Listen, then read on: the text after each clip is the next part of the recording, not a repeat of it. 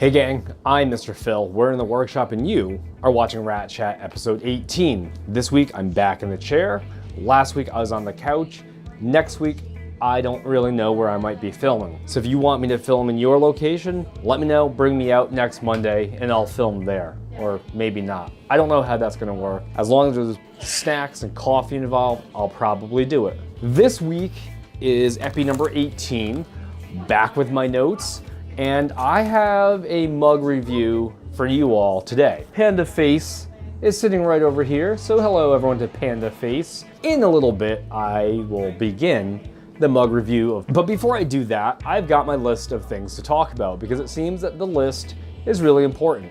The new part for what's new is I got tattooed last Thursday night, and you can see the Sanoderm bandage is still on here. That's why I have like this weird plasticky glow on my arm. But once the Sanoderm comes off, tattoo's healed, I'll take a photo of it. That way the people that cannot see it here in person, maybe you live far away, will be able to see a nice healed photo of the new tattoo. Having said that, I decided it was a great idea to get tattooed on Thursday night and jump back to work Friday and Saturday, combining for like 11 heads of hair in 2 days. And then Monday morning, which is today is Monday, jumping back in and doing more hair. So needless to say, I am putting to the test how well Sanoderm can protect a brand new tattoo in a hair salon. And the verdict is it protects it really, really well. The projects I've been working on have been a lot of cutting, lots of coloring as I mentioned, but really accentuating new looks for spring. And I think that's pretty cool because people are trying out different things for their hair for spring and summer 2018. And I've had a lot of people asking about new stuff that they wanted to try out. Shorter cuts, longer cuts, more textured cuts. I mean, you get the point that things are changing. And with change of the season comes change of your hair, change of your mood, so change yourself. Before I follow my notes even further, I guess we are at that point in the video where it is time for Rat Chat Coffee Mug Challenge.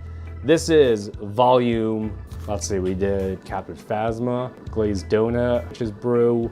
So this is time for Rat Chat Coffee Mug Challenge Volume 4. Featuring Panda Face. And as you see here, Panda Face is being filled at the coffee station in the break room. And the capacity, I decided to go a little short on capacity because my initial concerns of the tapered top with the panda ears might get in the way of holding coffee. And I was afraid that the sloshing over the sides would be a little too much with the tapered top. I now present to you all Panda Face. Look at that. This entire mug is in the shape of a little panda with little feet, little ears, and a little panda tail. All right, so that is your first look at Panda Face. Handle's pretty standard. I'm going to rotate it.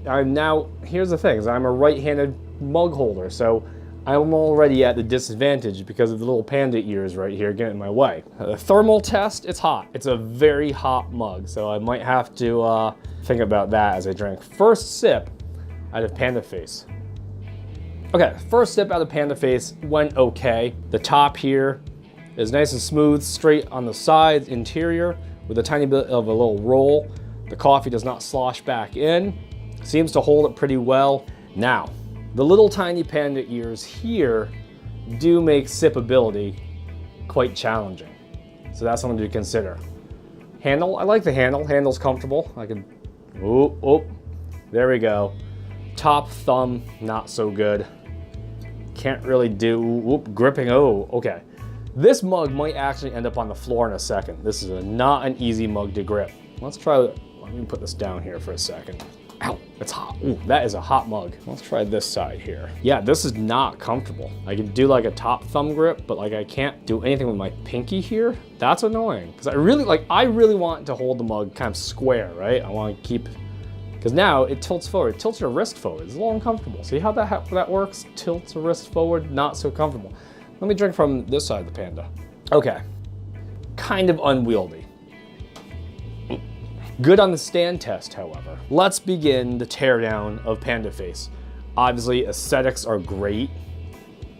You know, you do have some really cool embellishments. You got the ears, you got the two-tone panda paint, you got little panda feet, panda eyes, panda nose, and a panda smile. I mean, it's great. And there's Jess. Jess is here. Cheers, guys. Cheers. Panda face. Panda face. All right, so capacity is a good, you know, I would say that it holds enough coffee where this would not be too little of amount. So capacity is good. I don't feel like it's missing coffee. Walk test passed pretty well. The sloshing was at a minimal. Appearance is very good. We like the appearance.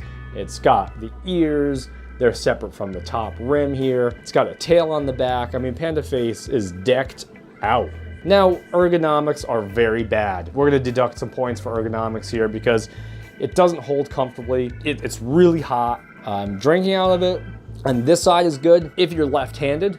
I am not left-handed, by the way. I'm right-handed. I'm a righty. This is, I think, where I'm gonna drop. Oh, it's slippery and it's hot. Right-handed coffee mug holders, though, get the ears and the nose, right? Look at this. You can't drink out of this.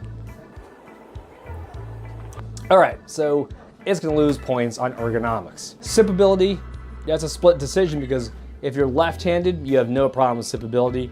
Right-handed is a complete and absolute fail. Heat conductivity is way too high. This is a hot mug. It is hot walking back from the break room, and when you're carrying it, your knuckles get hot and it burns, and I almost had to stop a couple times, but then that would really alter the walk test.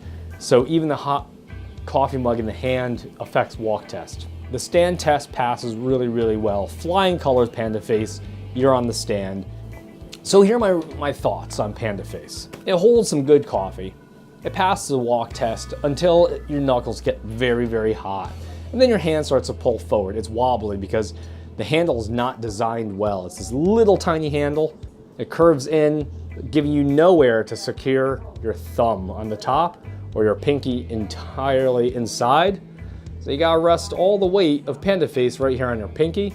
It puts a lot of weight in your elbow, and it's hard to hold because you gotta anchor it here, bend the wrist, and then that tightens up your elbow. So ergonomics, and then the ears. I'm a right-handed mug holder, so these little ears, what happens is the ears poke you in the side of the mouth. Now, if you're left-handed, you gotta put the mug down, trade it out, because if you do like a handover thing, you might drop it because it's very slippery. Left-handed sippability is great. So that's like a confusing thing, right? It's a right-handed demon. You can't do it with the right hand. Left hand, it's an angel. Pure, angelic coffee drinking from the left hand. And that way the Panda faces out. So I really feel like this is an exclusionary mug so that way right-handed people can't enjoy it. However, it's very inclusive for left-handed sippers.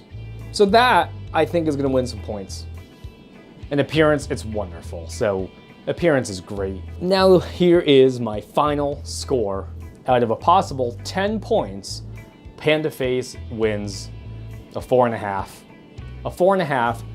The reason why I have deductions, because it's very tough to hold and it's not ergonomically matched to opportune coffee drinking. And even on the left-handed, it's really uncomfortable to hold. It puts strain on your elbow and your wrist. So it makes it tough to drink out of. And then I don't like coffee mugs that heat up really, really hot. Yeah, just too hot. 4.5 out of 10 for Panda Face. Moving on through Rat Chat. The stuff I really enjoyed this week, obviously seeing all of you, getting to hang out with all of you and do hair. That is something I haven't said it before, I just love doing hair. And I'm really happy behind the chair. I'm really happy in the salon here. No matter how many hours my business days take on, I enjoy it all. Recently, I've done a lot of hair for job interviews. You know, first week in the new job, I've done post-breakup hair, I've done new relationship hair. So the milestones in which you all get your hair done for have been really cool, and I thank you all for sharing those experiences with me. What is coming up? What is coming up? That's always a good question because there are always things coming up here with Good Rats. And while I have it on the brain, I'm gonna mention that Friday's Heroes Volume 8 is coming up on Friday, April 13th. That's a very special date because it kicks off our spring season of Good Rats events, which the next Good Rats event, on my notes here, will be Sunday, April 29th, here in Suite 41. We're doing the first ever Good Rats bake sale. Jess, you better bake something for the bake sale. Why are we doing a bake sale? Simply, we are doing a bake sale to hang out with you, share some of our culinary expertise, get to know you, build more of a community so you all can meet and greet each other. And all proceeds are going to go to future Good Rats events. We are looking to fund rental of a hall for our first ever Good Rats barbecue meet and greet later on in the spring. The other big thing about April is that we're going to begin rolling out the new Medusa t-shirts, and they'll be here early April for us. And so we want to get more photo shoots done with you all wearing the merch. And whether it's Friday's Heroes or if it's the bake sale, you've got your colors, wear them with pride, step in front of the camera, and have your official Good Rats portrait taken. It's exciting. So that's going to be Sunday, April 29th, 2018 from 11 a.m. to 4 p.m. here in Suite 41, the bake sale. Yeah, it's still uncomfortable to drink out of. Recently, I was asked the question, what is coming up for spring with regards to hair? Well, I love the way we've all been scheduling things. I love how regular I've been seeing you, and I think it's really cool that those of you that never really did a standing appointment are now moving into standing appointments. And for color, those of you who waited X amount of time in between your color services, now you're starting to condense that wait time to keep your color fresher longer. So it's great to see more of you returning on the regular, so that way I can hang out with you guys more often and more frequently to see more of you. And why has this changed? I think a lot of it has changed that the education that we've been doing here in Suite 41 certainly has helped. Talking more about the benefits of reoccurring color, benefits of reoccurring cuts, and reoccurring conditioning. I think the hair care aspect is really important to bridge the gap between salon visit and your next salon visit. Because hair care is something that you can do at home, you can do every day.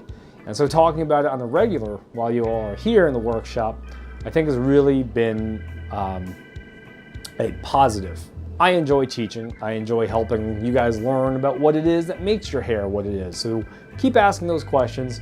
And what's next for hair is just more of it. And while we're talking about things that work, we are now on the topic of the week, coffee. The topic of this week for this epi, I can't find a place to put my mug and my notepad. This is very awkward. Okay, notepad. All right.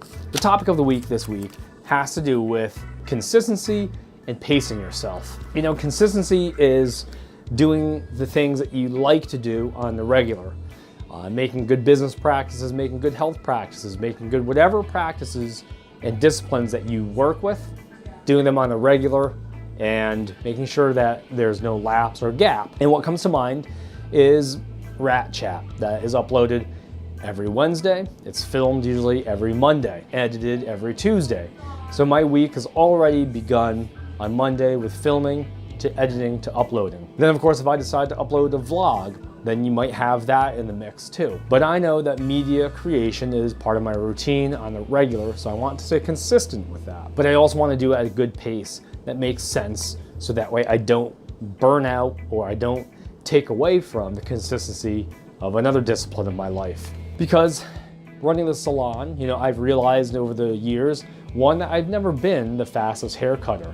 I've never been the fastest colorist. So I have to find a way to do my job within a reasonable amount of time without sacrificing consistency or quality. So what I do is I know that I'm not the fastest hair cutter, so I make sure that I'm going to perform the haircut in total once, make sure it's refined, make sure it's detailed and meeting your standards before I dry and style it. Either which way, I want to make sure that we have everything done in one stage before we move on to the next step. Because consistency is maintained if all of our steps are in a linear fashion, start, middle, and end. And if we double back, then we lose time, we lose consistency, and we lose quality of work. But when it comes down to consistency and pacing yourself, that's a topic that we've talked a lot about this week, and it seems people are now starting to say, oh, you know, the weather is nicer out, hopefully, as we prepare for another nor'easter. But people are starting to look at it and say we have more daylight, so I can get more done. But then there's more daylight, so now we have to cram more stuff into our day. So it seems as if as we are granted more opportunities, oftentimes our consistency changes because our pace increases to too much. We take on too much. So our consistency and quality might suffer. So my advice this week is to talk about consistency and say, find things that you can always be consistent at. Make those your foundation. And it's not bad to change your pace, to add things into your routine, but make sure that the things that you want to stay consistent with the quality that you want to maintain, make sure those stay the same despite your change in pace. Case in point, I could always try and speed up my hair cutting and my hair coloring times, which I have in the years, but I can only reach a certain amount of time before I rush and begin to drop steps and lose quality. So I'd rather take a slower pace with higher consistency and higher quality and make sure that my foundation stays the same each and every time. Cheers to that. As always, guys, thanks for watching, and this is Mr. Phil signing off.